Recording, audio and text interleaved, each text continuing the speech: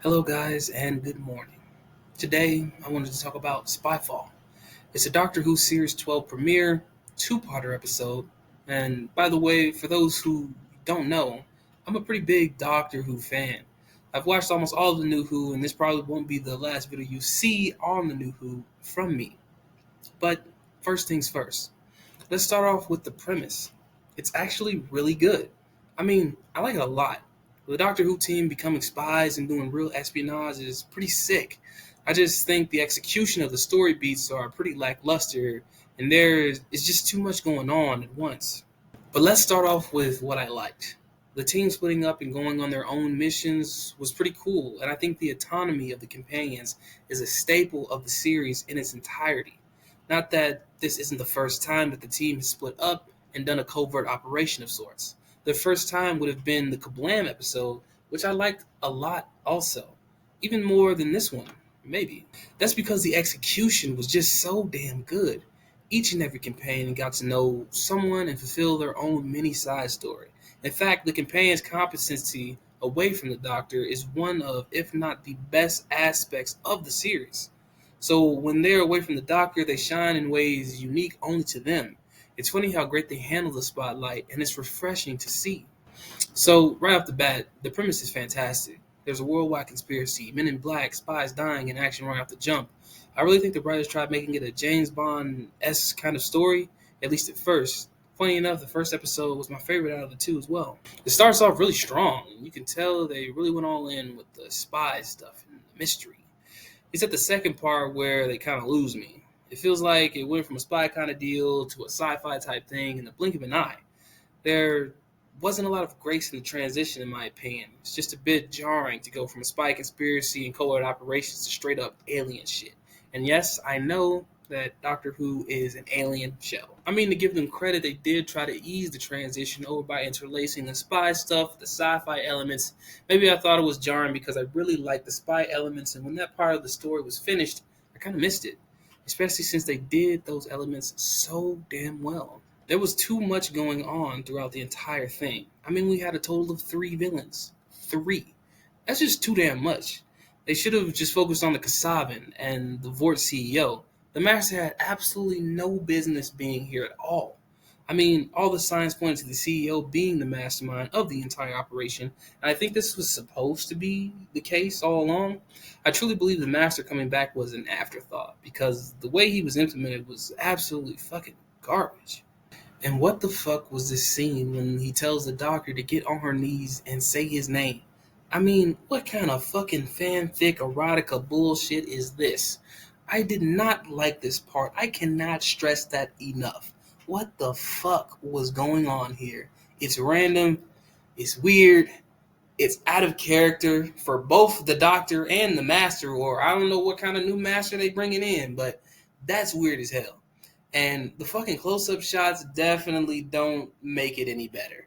Like, I'm really getting some Pornhub vibes from this little piece right here. Not a fan. It's sad because the Kasavan were pretty cool-ass villains. The complete malice in their voice when they spoke to the Doctor. Their laugh sent chills down my fucking spine, man. Unfortunately, that's the one and only time we get to hear him speak at all. What a missed opportunity. The mystery surrounding them is never really resolved either. Like, the usual Doctor Who questions are not asked or answered. Like, what is their home dimension? What do they actually look like? Or how did they discover a way to cross over to our dimension before they had the spinning metal machine? After a while, these questions just don't matter, and the mystery of the Kasavan become more and more redundant as the story progresses. The Vort CEO was a very interesting character as well. He could have been even better if they fleshed out his backstory a bit more. That would have made the scene when he kills his mother a lot more compelling. There's also a lot of unanswered questions concerning him and his goals. Like, what was his deal with the Kasavan in the first place, originally, before the Master intervened?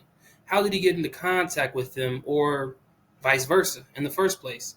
He too kind of takes the backseat as well. Near the end, it seems like he is just something for the companions to deal with, while the Doctor is somewhere else, which sucks because all parties involved deserve way more than that.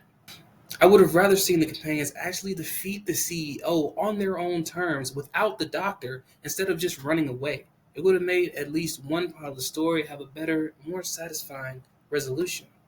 I mean, I don't even know what happens at the end to the CEO. I assume he goes to jail, but that's not really explained. He could have just gotten away as well. Another thing I don't understand, or maybe it just flies over my head, is the actual motives for our villains. Now, I understand that the Master just wants to cause chaos, right? But the other two are kind of vague. The Kasavan are interdimensional invaders, but why though? I can assume they want the same thing as the CEO, but I don't even get what he really wants or why. The plan is to turn humans into hard drives. But for what? What kind of information are they storing and for what purpose? Why do the Kasavan need that much storage space? Why do they need to spy on everyone that has a hand in creating the computer? It's not like they are trying to tamper with time or anything. They're just watching. This ending is half baked as fuck. It's funny how at the very end that the whole human hard drive thing was even revealed. Kinda like it was an afterthought. Not gonna lie, I completely forgot the whole reason they were investigating was because of the change in DNA thing. Remember, that's why the doctor was called in the first place. It just feels like a wild whodunit chase thing towards the middle, with the whole reason for the chase kind of going out the window. I just feel like the reasons why the doctor is there are just constantly changing and it's hard to keep up. Or rather, it's hard to care about the last thing because something else came up and all of our focus is now on that rather than the big picture. The big picture is actually what matters. It's what makes the whole story make sense, and I feel like they kind of got lost in the sauce halfway through. Tried to do too much and lost sight of some important plot elements. There's just too much going on and not enough time to get a proper resolution. That sucks ass, honestly. But all in all, it was a very fun watch, especially that first episode. That was really great. It just couldn't quite stick the landing for me. There's also not a lot of subversion for me in these episodes. The bad guys are who they say they are, and it's just bad people doing bad shit. Usually one of the villains are either misunderstood or being coerced into being evil. I'm not complaining, it's just that I find it rare that the writers took such a direct approach in the morality of these episodes. It's just good versus bad with a not so good twist halfway in between. Now, these episodes aren't bad by any means. I enjoyed watching them a lot. They were just some glaring issues that never really left my mind, even after the credits rolled. So I decided to share them and maybe get some more opinions. So, do you guys share the same opinions on Spyfall as me? Or am I just being too damn picky? Let me know in the comments. And let me know if you want to see some more Doctor Who content, because I've got a lot of ideas. Peace, peace.